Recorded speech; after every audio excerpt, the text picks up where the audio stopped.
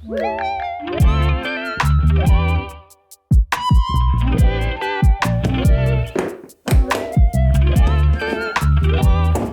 I'm in the middle of cleaning my office, and one of the things that came to mind is, okay, let's kind of show what I've used to shoot these last couple of YouTube videos. This is the Amaran 100X. I got mine secondhand off eBay and have had no problems with it at all. I love the small form factor, along with the flexibility of it being the bi-color version. The knobs feel smooth and responsive, while the screen is the perfect brightness. The build quality is definitely not as premium compared to the bigger Aputure light, but it offers a lot of the capabilities that I need as a small camera. This light right here is the 60D. I usually set that as like my hair light because it's super small. I can raise it up and I can get it kind of out of the shot. So I actually have this on like a small rig desk mount.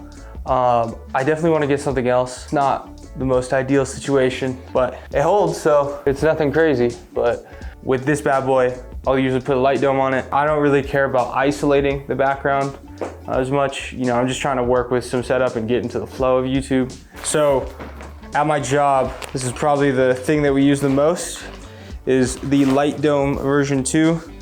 It's just honestly the quickest and most efficient modifier. You don't have to stick anything in. You can pretty much just extend these bad boys with a little bit of strength, and then just gonna raise this up. I don't have a super tall ceiling, so I can't really get the angle that I like.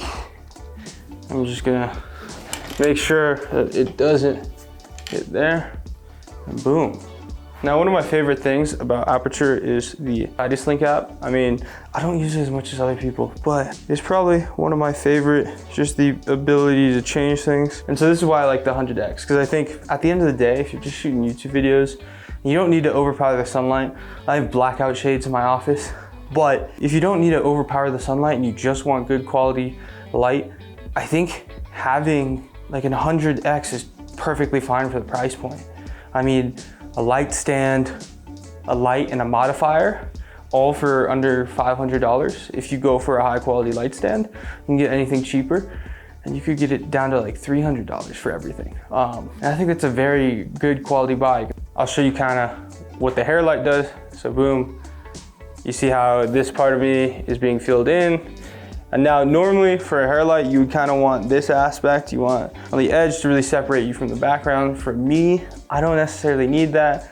And if the background has some spill onto it, I'm not like a picky guy. At the end of the day, I think creating is more so just about actually doing it. And then when it comes to, you know, the paid shoots, you doing interviews, you want to make sure it's the best possible. But if you're limited to what you have, then do as well as you want, right? So here it is with the light dome, 100X, and then I'm gonna switch over to the 60D, and I'll show you kind of what, yeah, see how it kind of fills in the background a little bit, and then it cuts off it fills into the shadows in the back.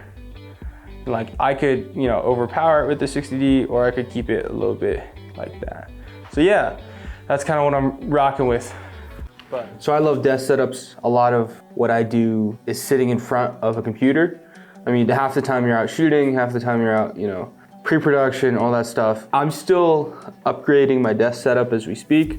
It's kind of like a long process, really. And that's kind of what I really want to document throughout this channel, is like the progress of my desk setup in my office, and, you know, just me as a filmmaker in general. And one of the key pieces, especially when you're dealing with various different types of media, is a card reader. So I actually, if you can see right here, this is my Canon R5, which I bought a couple months ago. With that, I have 3 types of card readers I need. I need a SD card reader, I need a CFExpress Type B card reader, and a CFExpress Type A. So with my work, we shoot all Sony. I shoot on Sony for video, and I love Sony, but the CFExpress Type A cards are probably the worst because how expensive they are, et cetera, et cetera. And even the Sony branded, you know, card reader is about, I think, 120, especially with something you use every day. I've had issues with one at work that it just like dismounts. It may be because we haven't taken the best care of it, but I actually stumbled upon this. So this is the Angelbird card reader. It's actually very solid. It's got a solid aluminum or like metal build. You can stack these, and then it comes with this like Velcro strip. You'll wrap them up together. I think my favorite part of this, I think the cable, a little bit longer than what I would like, but what I really do like is when you slot it in, it sits very flush. I don't know if you can really see that. Let me see. Yeah. But there's no wiggle room, and it intentionally fits that way. So this is the Sony one that we use, and it comes with this cord. And so you pretty much just attach this cord like that. And I don't know if you can really see it, but there is like kind of a little bit of wiggle on the actual port. That's just due to heavy use, but it's not safely and secured, and it kind of flops a bit compared to the Angelbird one, which really, you know, there's no wiggle, it's flush, and it just looks a little bit more sleek. And I kind of really like that.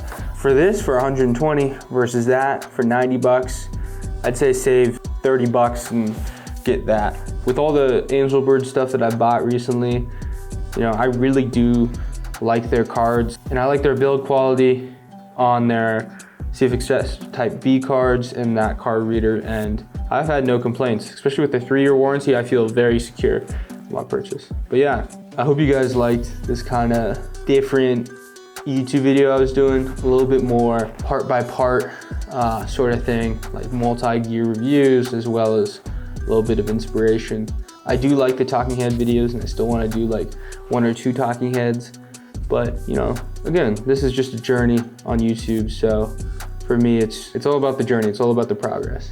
Thank you guys for watching. Have a good one. Peace.